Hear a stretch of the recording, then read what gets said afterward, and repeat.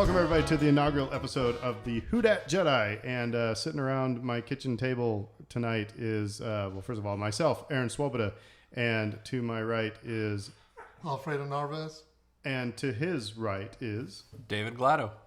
And so we decided to get this podcast together and talk about, even though we're the Who Dat Jedi, we're all from New Orleans, but, yeah, there is a Star Wars connotation, but we'll talk about all sorts of things that just geek us out, I suppose.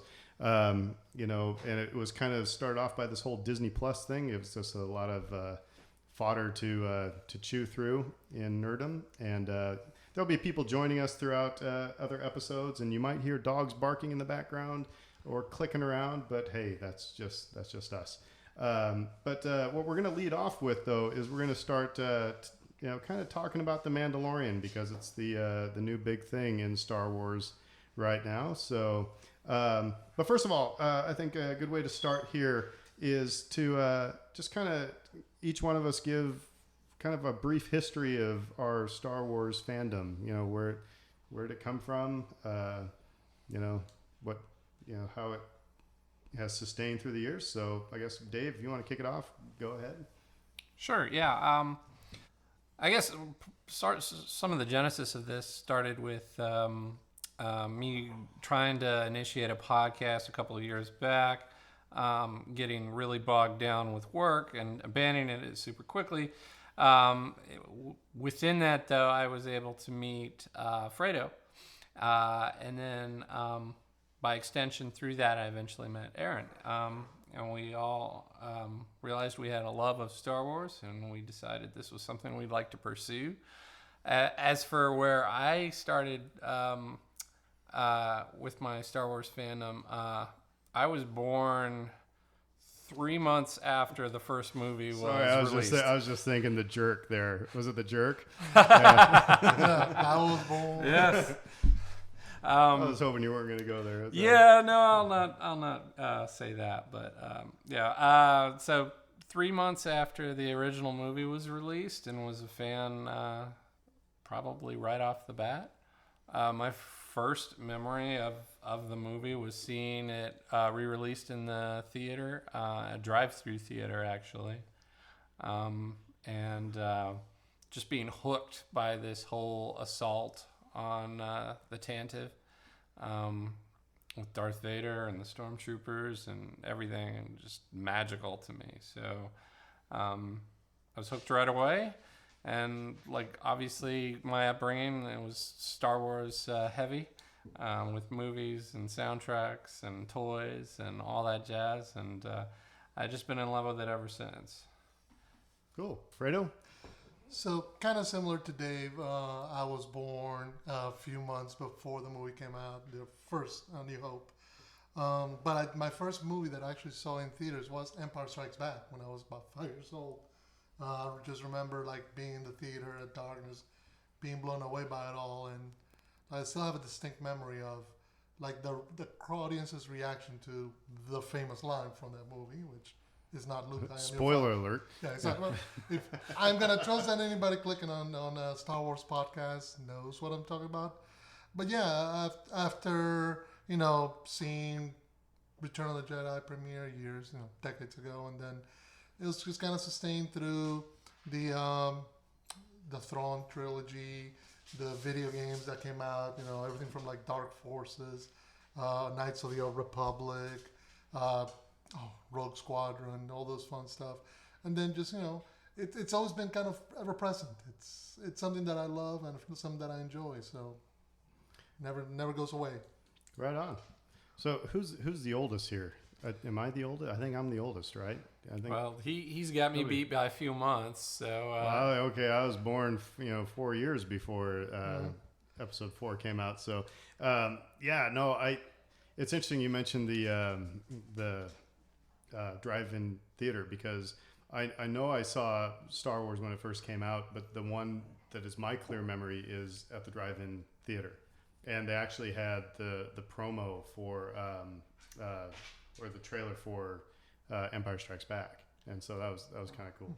But yeah, no. So I mean, I remember actually my more vivid memories are I remember exactly where, and you'll be impressed as to where I purchased my first Star Wars action figure. It was in Goodland, Kansas. Oh, that's fun. Yeah, Dave has Kansas roots, but yeah, we were at my Aunt Sharon's house because my mom and dad went on some sort of vacation, one of those parent vacations that they don't want kids along on. But as a special treat, my brother and sister and I went to the Alco in Goodland, Kansas, and my brother got Darth Vader, I got Han Solo, and my sister got Luke Skywalker. And so that kind of started the toy hook. But then I had a good friend all my friends dug Star Wars. You know, we all just grabbed whenever we had a birthday party or whatever. It was, you know, of course I remember when VHS was now we can actually watch this stuff at home, and so we'd always rent Star Wars. Luna, you can't be in the podcast, but we would watch Star Wars. But I had one friend who he had all the toys. Ed had all the toys. And whenever he would come for a sleepover or something, he'd always bring just a whole bag full of his Star Wars toys. And so then in 1996, when I got married, that's when Hasbro re-released, you know, it's kind of how they took He-Man and Star Wars and, you know, merged them together. But they re-released the toy line. And that started my collecting because my friend Mike, for Christmas, got me each one of there was like 5 figures that they released, and so he brought those. And now if you come to my house, you know where that led to. So but anyway, but yeah, no, and I'm a member of the 501st. I remember, you know, when I first saw somebody dressed up as a stormtrooper, and I was like, you know, 30 years old, you know, and I was like, oh my God, there's somebody dressed as a stormtrooper, this is awesome. And then, you know, figured out, you know, saved my money and got my own stormtrooper armor, you know. So it's always just been one of those things that, you know, Star Wars is always fun. Star Wars is always something that just, you know, kind of lowers the blood pressure, you know, at least for me. So, so yeah, that's kind of where we all come from. But we're here to talk about The Mandalorian. I was actually at Star Wars Celebration back in March and got to see about 12 minutes of it or something like that, or 10 minutes. And it was really, really cool. But now to see the full episode, you know, synopsis, we have this bounty hunter who is a Mandalorian. So it's a well-titled series, right? And he's, you know, of course, if you're into Star Wars, you know about bounty hunters. He's going and getting people and getting paid for it, right? And yeah, and that's kind of what the first episode was him going and getting people and everybody getting used to making sure that it looks like Star Wars. I don't know. Mm-hmm. That's kind of a really bad synopsis of that first episode, but I didn't know if we wanted to go click by click, but I'd call it wish fulfillment for Boba Fett fans. Oh, no kidding. The guy who had, what, 5 lines. minutes of screen time, and it's like, yeah, now we get to see him do stuff, but it's not Boba Fett. But yeah, it is. You're right. Go ahead. Yeah, no, I mean, absolutely. This is like one of the parts of the, I guess, lore that's always fascinated people ever since Boba Fett appeared on screen. And obviously Dave Filoni did a fabulous job kind of expanding that story. And you know, you mentioned the name, and I'm going to interrupt you real quick because if you don't know about Dave Filoni, this guy, he originally did the Clone Wars cartoon series. I'm sorry, animated series. It's not a cartoon, it's an animated series. But anyway, the animated series. And the thing that was really interesting is I kind of got into Clone Wars. I found out, I didn't realize that he studied under George Lucas. I mean, it was like, you know, that was one of the last George Lucas things, right? Yeah. Yeah. And I mean, like, he's like, I guess, protege, maybe you'd call him. I mean, like, in terms of the people, apprentice, really. Yeah. I mean, well, Padawan learner. He was really one of the biggest creative forces for Lucasfilm in the wake of George's decision to step away from it. And I think I don't have any insider knowledge on this, but I feel like he probably felt comfortable stepping away in part because Dave was there. because he just seemed to get it. He got the universe in a way a lot of other people didn't. Well, it's Yoda saying, pass on what you learned, right? Mm-hmm. I mean, and I think you're right. I think that's, knowing that there is somebody there that gets it, and then of course you got Jon Favreau, producing it, who knows how to make movies. And Right. he's the guy who kickstarted the whole Marvel Cinematic Universe with Iron Man. So he knows how to set up a world that other people can come in and kind of expand on. So that's what you saw in the first episode, because it kind of takes everything that we've seen from the original trilogy, creates a world that you can kind of feel familiar in it, but it's wide open. It's free for you to for them to go anywhere direction they want. But and the thing that it was kind of like when Rogue One came out, I saw it was at one of the celebrations or something where they're talking about Gareth Edwards, or they're talking to Gareth Edwards and seeing him geeking out over Star Wars, and then when you got into just to see, J.J. Abrams and Rian Johnson, they're all fans of Star Wars. Mm-hmm. So you have these people who get Star Wars, and that's so as an old person who it's like, George Lucas isn't going to be making Star Wars movies anymore. It's like, chew your nails and that it's in good hands because you got fans, that really understand and really care for Star Wars. So that was, kind of nice. So I guess what was your first impressions? If you can't remember, what's your very first impression of The Mandalorian when it first came on? I bet mine is different from yours. We didn't talk about this before when we were sitting in my living room. I'll let you I'm going to be first. controversial. Okay. Just be controversial. The feeling was right. That was my first reaction to it. That from the outset, the idea, you have to remember that A New Hope, when it comes out, is taking elements from samurai movies from Japan and westerns. And so it felt like the whole idea of a space western. So that's why Han Solo's got that vest, and this felt like that. This felt like, that opening scene when the guys are gonna kill the Mithril, the alien, the young alien, for his glance, whatever, and all of a sudden here comes the bounty hunter. I call him Paul Giamatti. That's the only person I could have thought of right there. That's actually Saturday Night Live's Horatio Sands. Thank you. Okay, now I feel better, but so you're not that it's still going to be Paul Giamatti. But the idea of all of a sudden here comes a gunslinger, so to speak. Here comes the man with no name that Clint Eastwood played so long ago. Because it's the same imagery, the same idea that Lucas was taking out of in order to create Star Wars. So immediately my thought was, this feels right. Cool. I got thrown right off the bat there was a piece of music in the score, and I'm going to look up in a second who is working on the score for this episode. Actually, he's doing the entire series. He's doing the whole series. Yeah, I can't remember the name, but yeah, go ahead. Threw me for a loop completely because it a dramatic sound right when he walks in the front door, and it sounded like a doorbell to me. to me, that sounded like. Yeah, exactly. What I mean. The bad and the ugly. Yeah. Yeah, but it was so on the nose. Immediately, I questioned it. And the timing of it, there was just something really odd about it that threw me for a loop right away. But within 5 minutes, I had moved past that and was fully on board.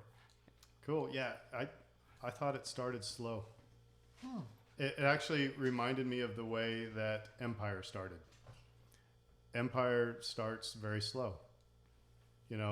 Nothing really happens until the Wampa hits Luke in the face. Otherwise, if that was your first Star Wars movie you saw as an adult, you'd probably going, I hope this thing picks up, because that's kind of what I thought about with The Mandalorian. I was like, I hope they push the pedal down here in a minute, because I'm like, we're watching him walk through snow, and now he's walking into a bar, and it's like, okay, I know a fight's probably coming up, but it was like there was a lot of walking. It was kind of like I expected like some Depeche Mode to be playing in the background, because he's just kind of walking lonesome a little bit. But I thought it started slow, but then I was like, okay, I'm into it, you know. But it reminded me of, you know, books that I've read where it's like, this better get somewhere in the third chapter, otherwise I'm putting this down. So I was surprised that they started slow, but I mean, it worked, you know. But anyway, no. But I thought it, you know, when Mandalorian was coming out, I think we've had this conversation before. It's like, how do you know that it's Star Wars? Like if you just said, you didn't know anything was coming out, I'm going to play you this video, you know, and it's, how do you know that it's Star Wars? I mean, yeah, it looked like Star Wars, but I think sometimes it's because I'm seeing Boba Fett. And I know it's not Boba Fett, but if I'm not seeing Boba Fett, does it feel like Star Wars? Does it look like Star Wars? Do I know it's Star Wars? And I'm still kind of struggling with that because this episode was filled with the, you know, somebody's grandmother's attic that was full of Star Wars toys. It's like, you know, Jon Favreau said, is like he played with the Star Wars toys and was developing these stories. Like, yeah, okay, well, they're all there in this episode. I mean, there's, you know, Salacious Crumb being cooked. There's, you know, Squid Face, and there's, you know, the door knocker, like we said, from Jabba's palace. So it's tough. It'll be interesting as you get into more episodes and we get away from, because I still say this is, if you've ever heard me talk about The Force Awakens, because this is you're trying to hook people on this episode and on this series. And as a former teacher, I know that if I'm going to teach kids something, former teacher, I still teach, but you know, if I'm teaching somebody something new, I've got to link it to something that they know to get their interest right away. And so I don't think you can start this episode without Jawas and a Gonk droid and a Garandon, you know, the spy guy was playing a flute. That was kind of weird, you know, hailing a cab, but you know, whatever. But no, I mean, I think all those things, I've always said, it's candy to get us into the van. You know, it's to make us feel comfortable and to be, okay, I'm in Star Wars because it looks like Star Wars. And I think then I'm hoping that in coming episodes, we get less of those fan servicey, you know, Easter eggs, or at least they're not as blatant. But because now that I've seen these things, okay, I'm in. You know, I'm hooked. So, but like I said, that was kind of. Well, and I think what's interesting is I mean, we've had the Clone Wars animated show, which plays at a concurrent time as the prequels. And we've had a few other shows like Rebels, you know, other animated shows and the like that have played around the time. I think this is okay, well, I'm trying to remember. Ewoks aside, you know, the Ewoks TV stuff aside, this is really the first live action Star Wars property that's meant to run on a similar enough timeline as a property that we've seen. So it's because if you look at the palettes of each trilogy, it's slightly different. You know, original trilogy is built on the idea of a dirty space that's used. It's not pristine. It's not, you know, other sci-fi where everybody's wearing jumpsuits and it's all nice and clean and all the problems have been solved. That was the ethos that they built the first Star Wars trilogy, the original trilogy, out of. Then the whole idea of the prequels was, no, we're going to show you the world before it got like that. So all the world, Coruscant is massive and Naboo is beautiful, and you know, the technology is more 1930s Buck Rogers, Flash Gordon, you know, kind of thing, less the dirty, grimy technology that we saw in the original trilogy. Sequel trilogy is kind of like in between. It's kind of like, okay, the world's coming out of, you know, the Dark Ages, so to speak. So the idea of how you make us think, okay, this is happening not just in the Star Wars universe, but in this specific period, is to borrow a lot of those elements that we all recognize from that original trilogy. You have to, you know, I agree with you. At some point, you have to kind of go, okay, this has to go back to being background noise. It has to go back into the background where you don't notice, oh, hey, that's the Salacious Crumb, that's a monkey lizard that's roasting, and another one's looking at it going, crying about it. I mean, that was kind of sad. But. Which, actually, I thought that you could tell that was somebody who grew up. That was Jon Favreau and Dave Filoni who grew up with the original trilogy. Hating that thing. No, probably loved it, but they're like, you know what we should do? Let's totally have, like, it's that cynical sense of humor that comes in. It'd be funny as hell to have, you know, one being cooked while the other one's, you know, looking watching on. it. I mean, I got that sense of humor. But so. I think, but no, but I was just saying, I think it's important for them to establish kind of where along the timeline this is happening, and as we move forward, this goes well because you saw it also in Rogue One and in Solo. They went through great pains to make sure that the technology connected, that the costumes connected, that everything felt part of. Oh yeah, this is happening at the same time as A New Hope and The Empire Strikes Back and all that other stuff. Well, and with all due respect to Star Trek, I mean, I've never been a huge Star Trek fan. I've never been anti-Star Trek. But I think, that was one of the things that worried me about The Mandalorian coming out was like, okay, we're getting into Star Trek land now because all of a sudden we're going to have TV shows. And, I mean, so how do you know? Like, I turn on a TV show and it's like, I see it's a sci-fi show. And then, it's not until it goes to commercial or I hit the guide that, oh, it's a Star Trek series. So again, I just wonder how do you know that it's Star Wars? But anyway.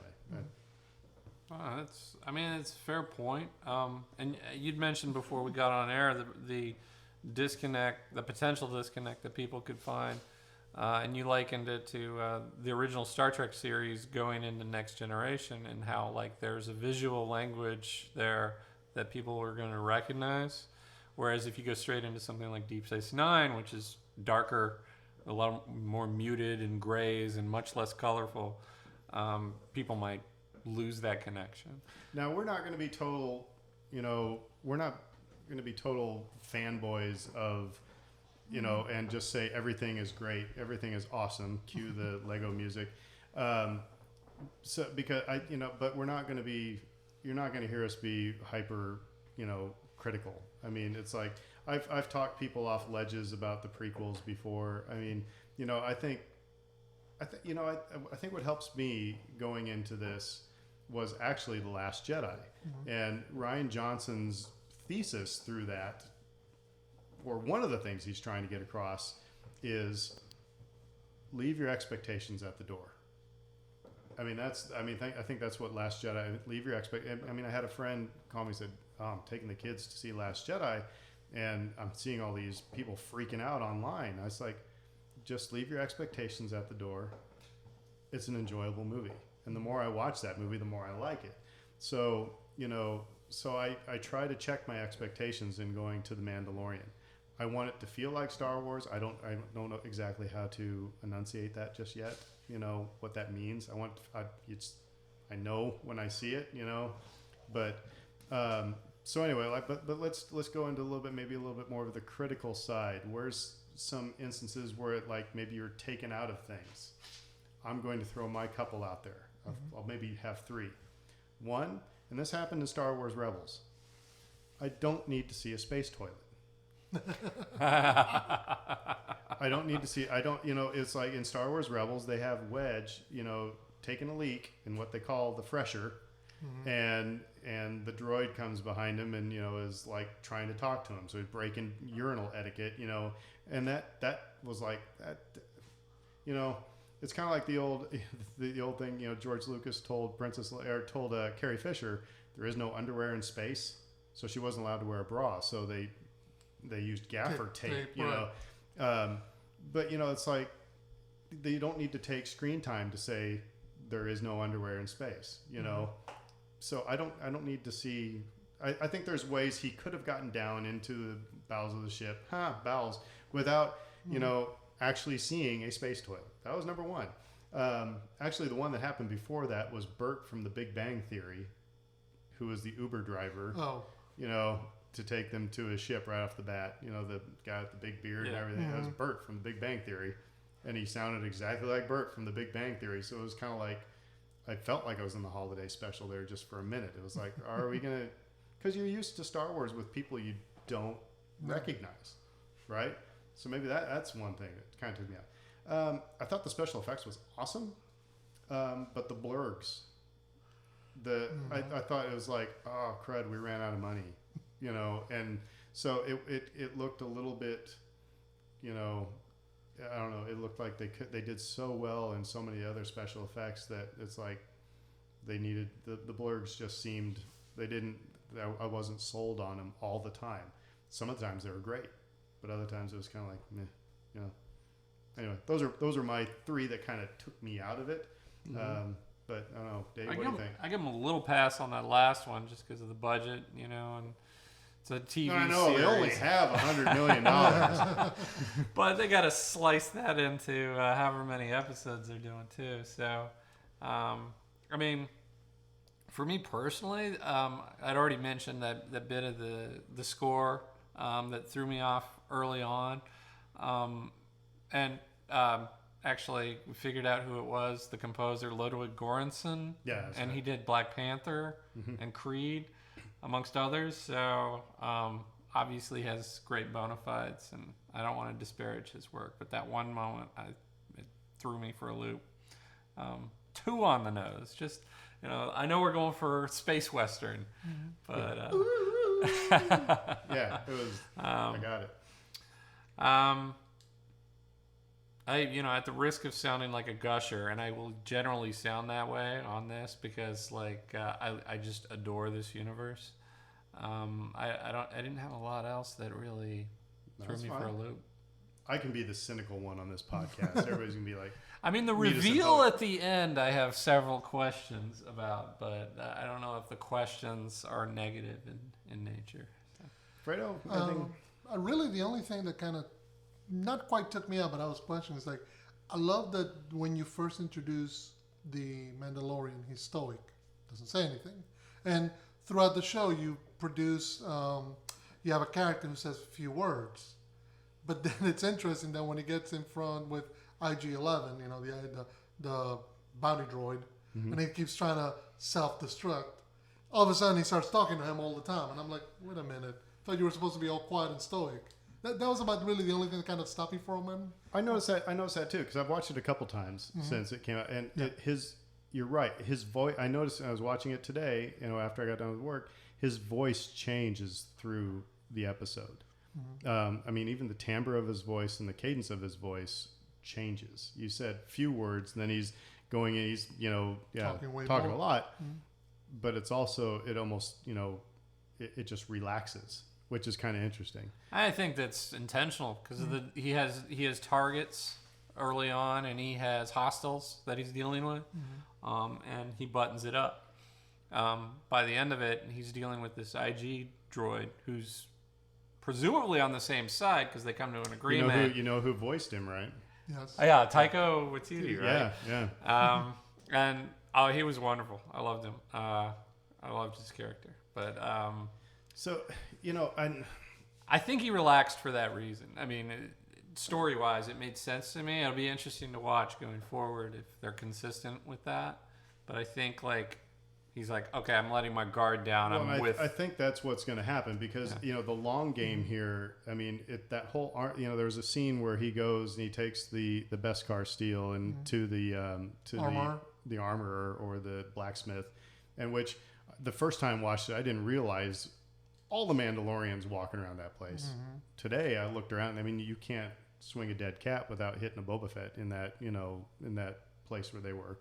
But it's obvious. It's going to be kind of like, he's going to be getting a piece of armor each episode type of thing, and he's going to be regaining his identity.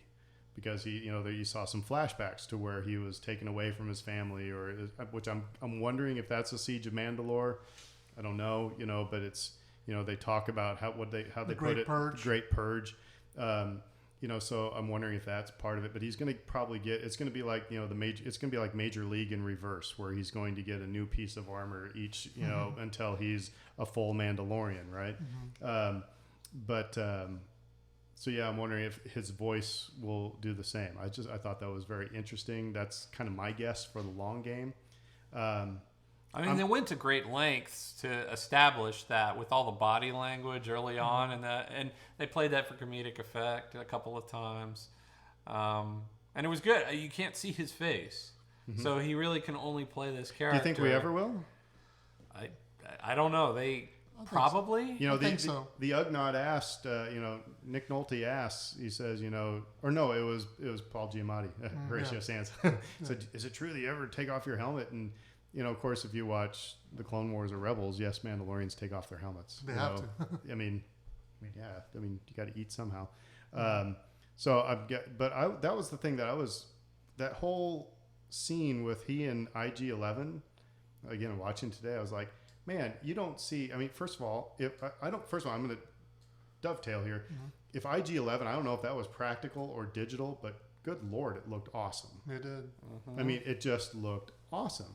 But then the gunfight in particular. Yeah. But they're interacting, and you can't see, the Mandalorian's face, and IG-11 is IG-11, but their interaction with each other it was awesome. It was, there was a bonding happening. There was, I mean, they're getting each other, and it was funny. But again, you have two action figures. Mm-hmm. You can see Jon Favreau with his IG-88 and his Boba Fett and and going back to those Western themes, they're having a shootout in the middle of a Mexican-style courtyard, a la, say, the Wild Bunch, and even up to and including, here comes the big Gatling gun. Yeah. It's like, they're borrowing all this language and they're putting it in this because they want you to know this is. But I was just really impressed with it not being able to see any facial features, that you were able to connect with a character.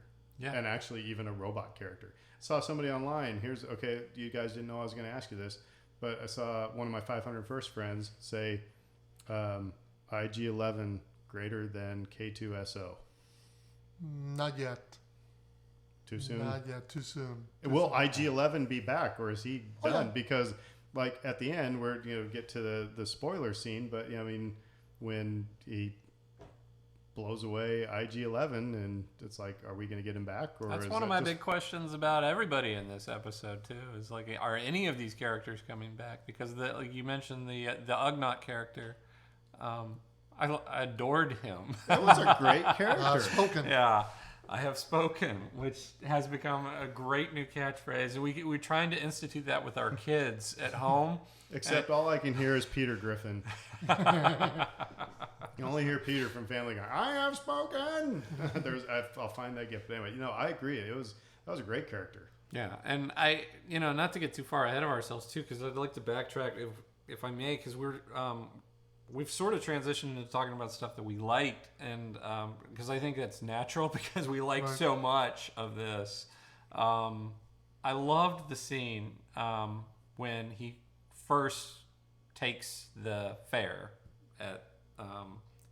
walks through the doorway, and he's greeted with a small huddle of stormtroopers and a couple of doctors and Werner Herzog. And it's just this motley crew. And you have no concept of where this might head, except for the fact that it's different. Because our entire background on stormtroopers up to this point has been the faceless soldiers of the Empire.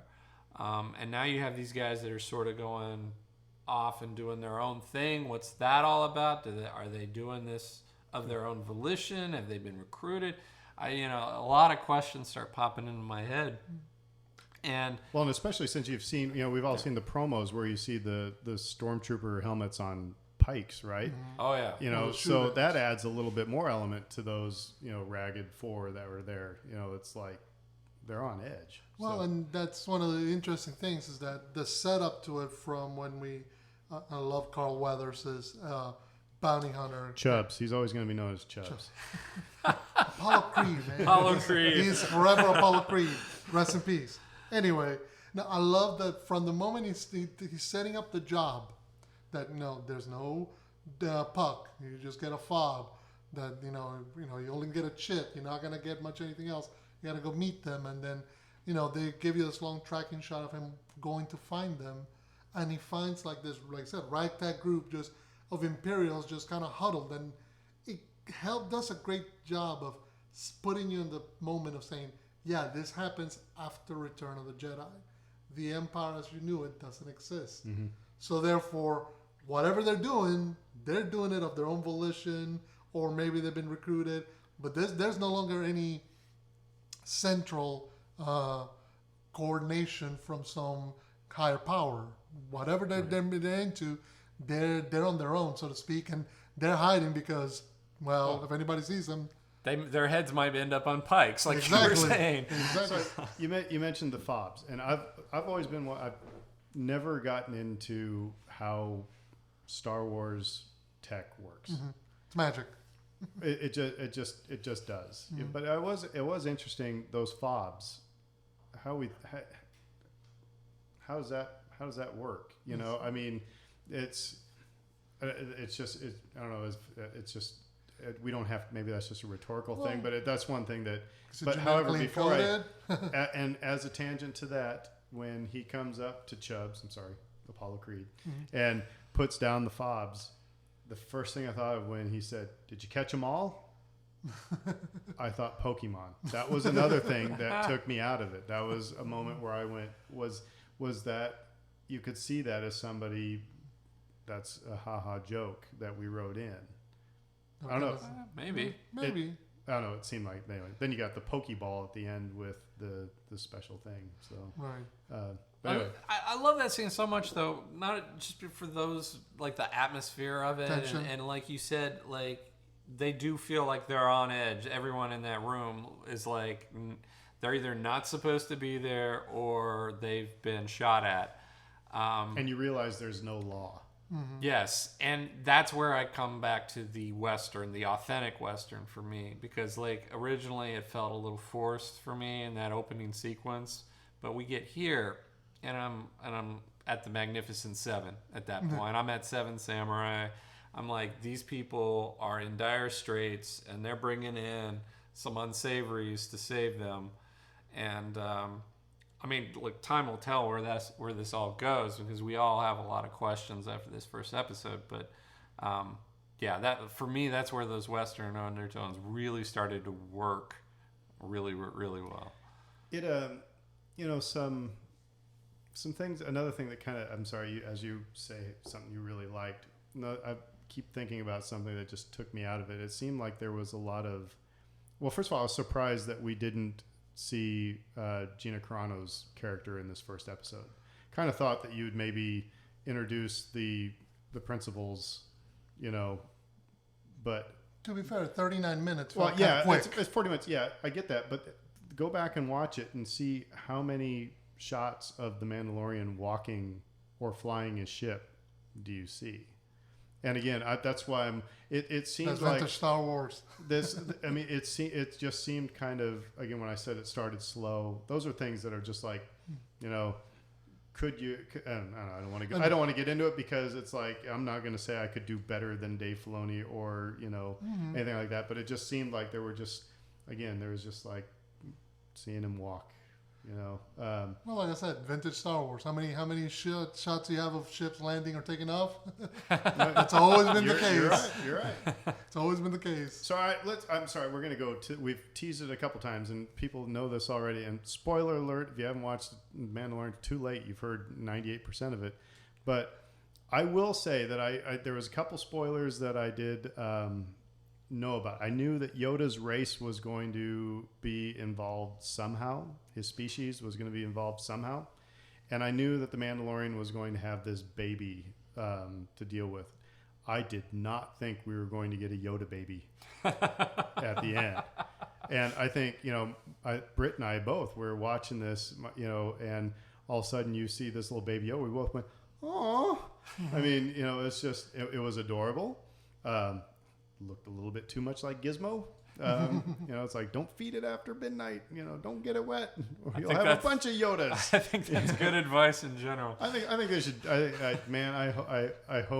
I hope that he spills some water on it and goes, oops. And that would be a great little deep cut. But anyway, so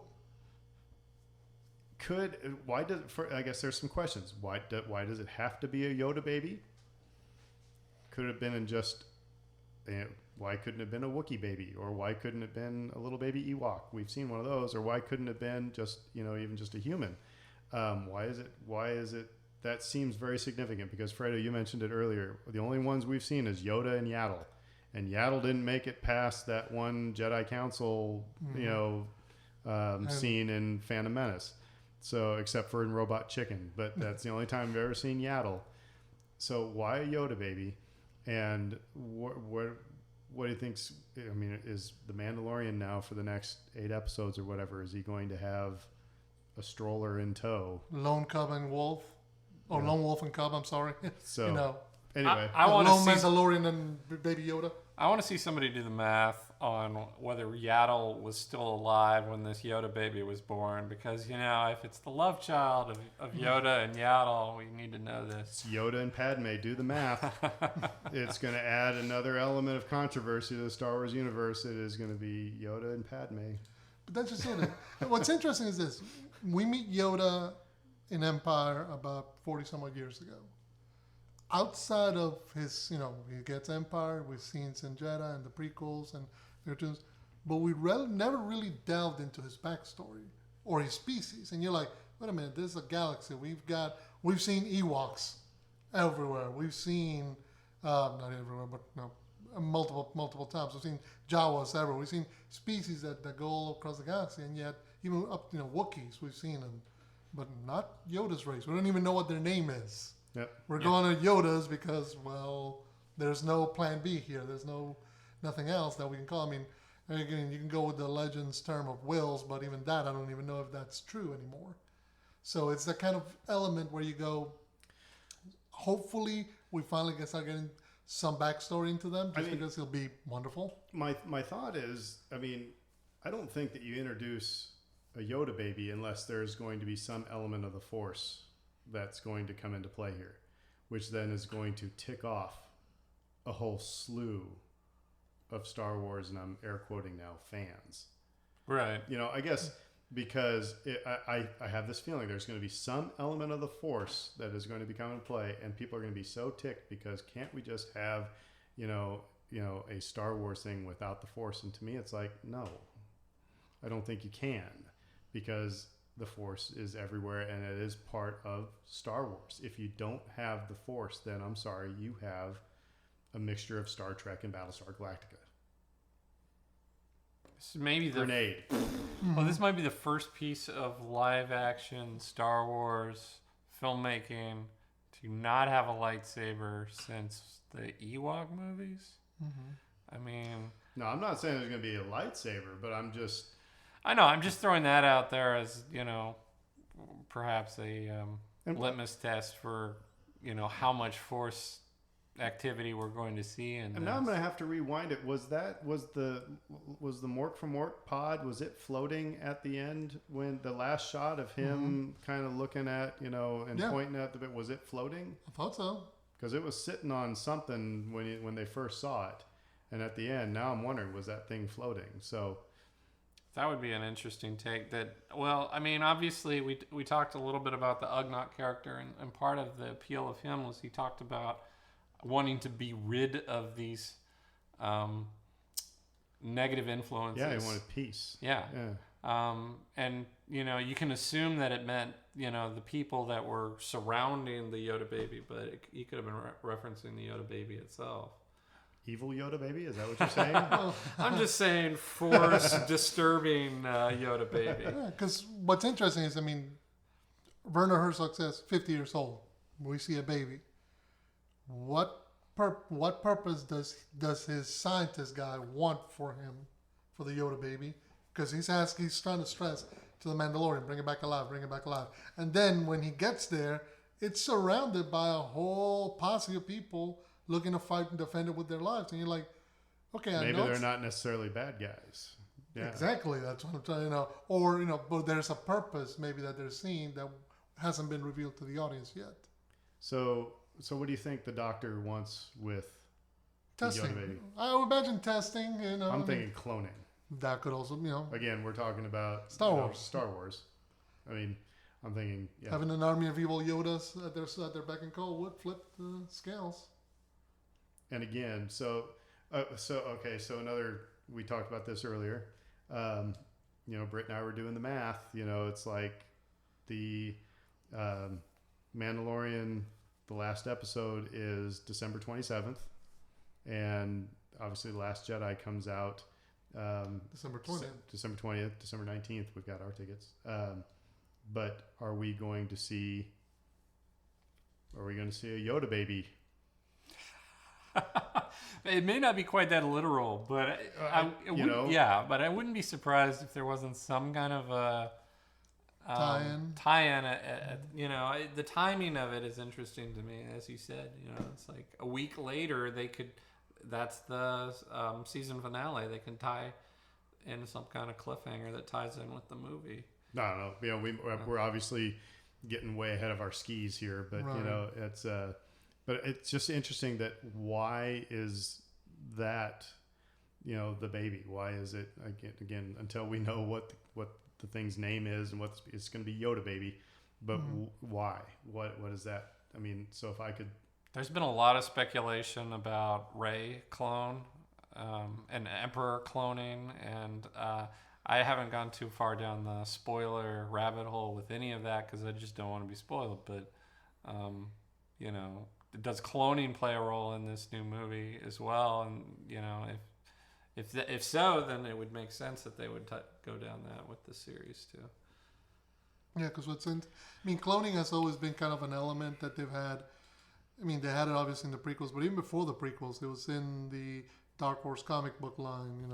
Having Emperor Palpatine clones, and then in the books having clones of the heroes turned villains. So they've always had that element in there.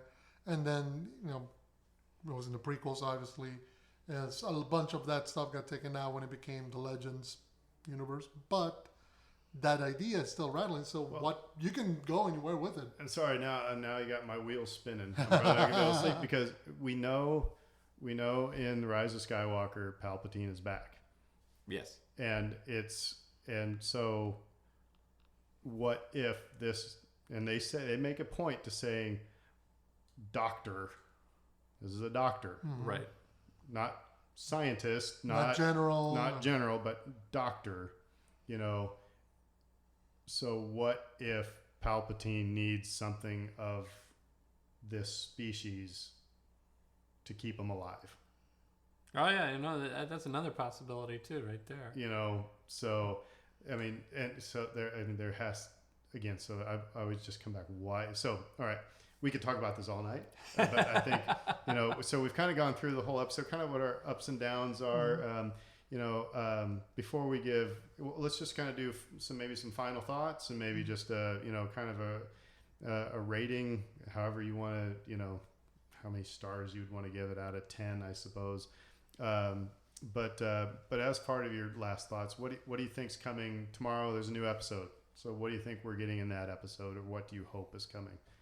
So Dave, go ahead and start us off. What final thoughts? What do you think's coming? Rating? Go ahead. I got no clue what's coming, and I love it that way. I like having no clue what's coming. I just talked about on my vlog recently, short plug, I just talked about Last Jedi, and one of the things I love most about that movie is it wiped the slate clean, and I had no idea what the next movie is going to do. And with this first episode, I feel similarly. They threw a bunch of stuff out there that is I don't know how to process necessarily. I like it. I don't know how much I'll like it until I see how it gets paid off. But I'm really excited.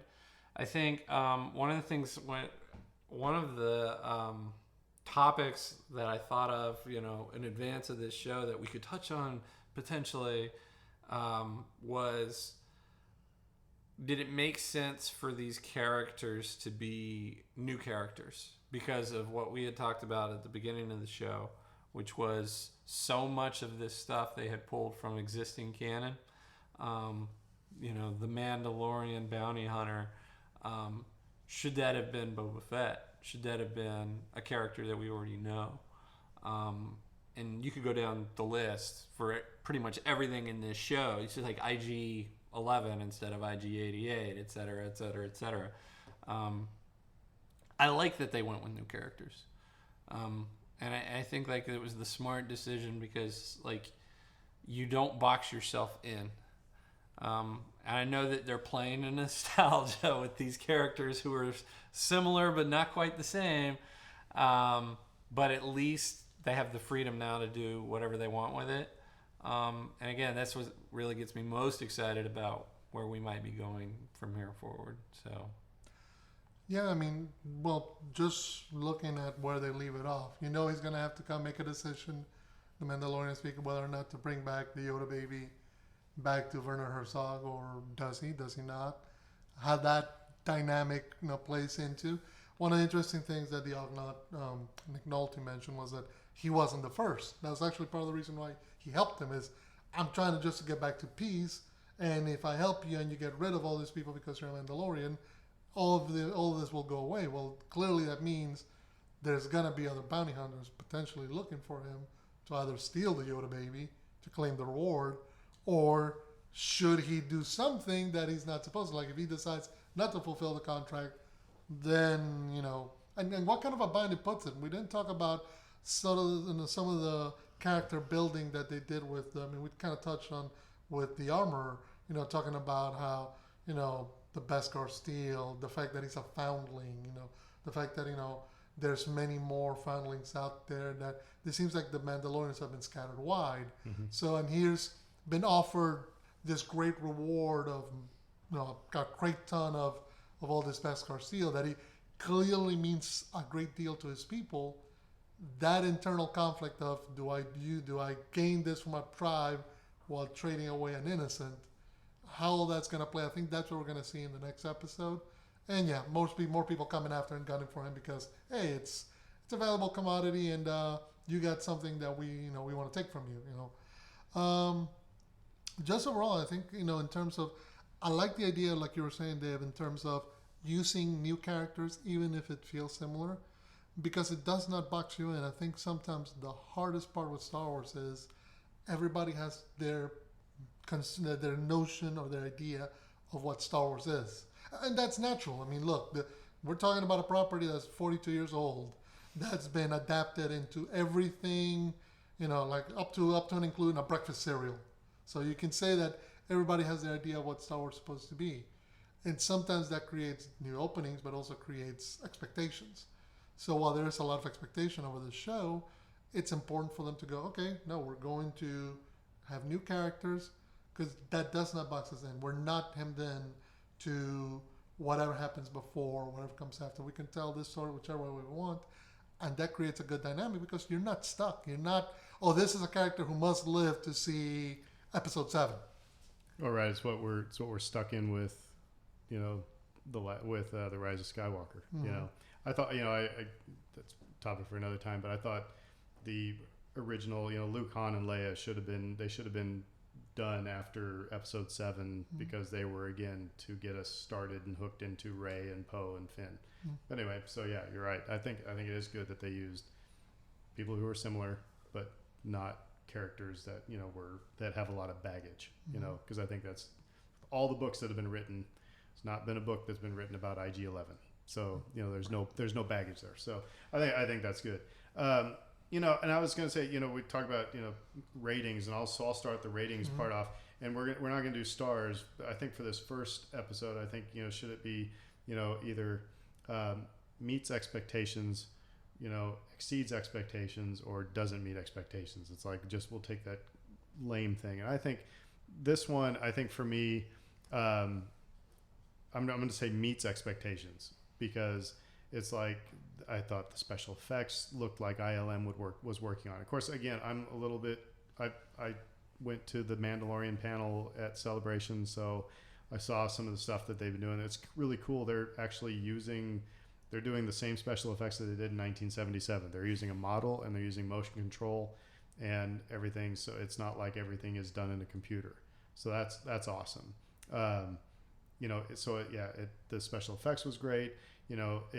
The aesthetic was Star Wars. The score was, it was going to be interesting because it was the first time, I'm a John Williams fan. The Rogue One score, the Solo score really didn't get me too hyped up. So it'll be interesting to see how this works, especially in a TV show, because it's like, do you really pay attention to the score that closely? But I was with you, Dave, that there was the door opens up and it's like, oh, okay. Cowboy movie. So I thought it was really well. I thought it started a little bit slow. there was, of course, first episode, it's a lot of exposition, so I get that, so I was trying to keep myself in check of leave my expectations at the door, but I'm going to say it, met my expectations for at least it felt like Star Wars. It was fun.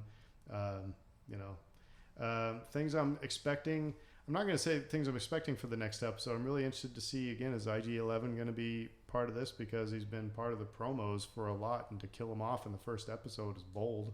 Well, it's a droid, so are we going to bring him back to life? Because I hope so, because I like that dynamic. I'm wondering, I think he's going to keep the Yoda baby and gonna lie about it. The droid killed it, or something. He's gonna do, because there was that, if you can provide evidence of, that it's killed, you'll get a lesser fee.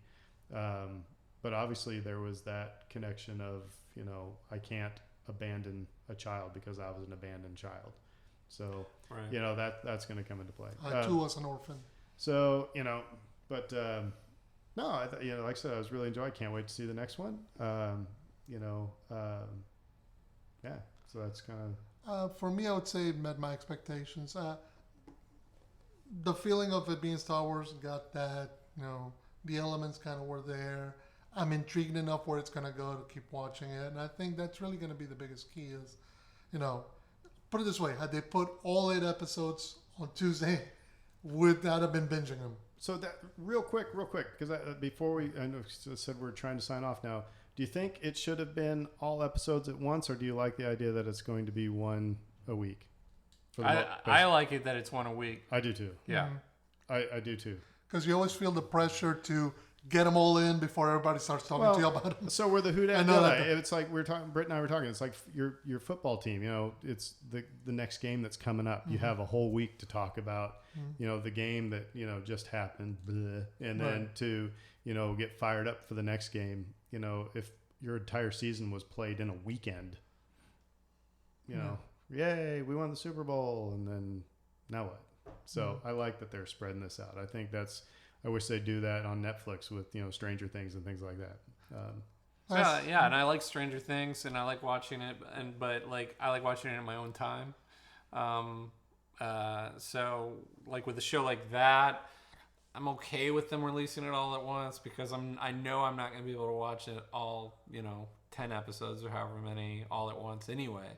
But then again, to your point that you were starting to make, Fredo, which was just like, then you got to worry about getting spoiled, and somebody on the internet's going to tell you everything, and then you feel pressure to try to get these things in. And so, like, for this show in particular, especially since we want to get together and talk about it every week, I'm really thankful that it's set up the way that it is. Cool. I got to give you my thing. Sure. Yeah, meets expectations for me. I'd give it 7 baby Yodas out of 10, I guess. It's a really nice start. Not perfect, but it really did capture my imagination, which I think is like kind of the point of Star Wars. So cool. Well, all right. Well, everybody check out the next episode that's dropping. I think it's like midnight tonight, actually. So if you want to stay up late, you can watch it. But I won't. I'll watch it sometime tomorrow. But otherwise, come back and join us on with the Who Dat Jedi. And who knows who will be with us the next time. And until then, we will see you later. Go Saints. Who Dat.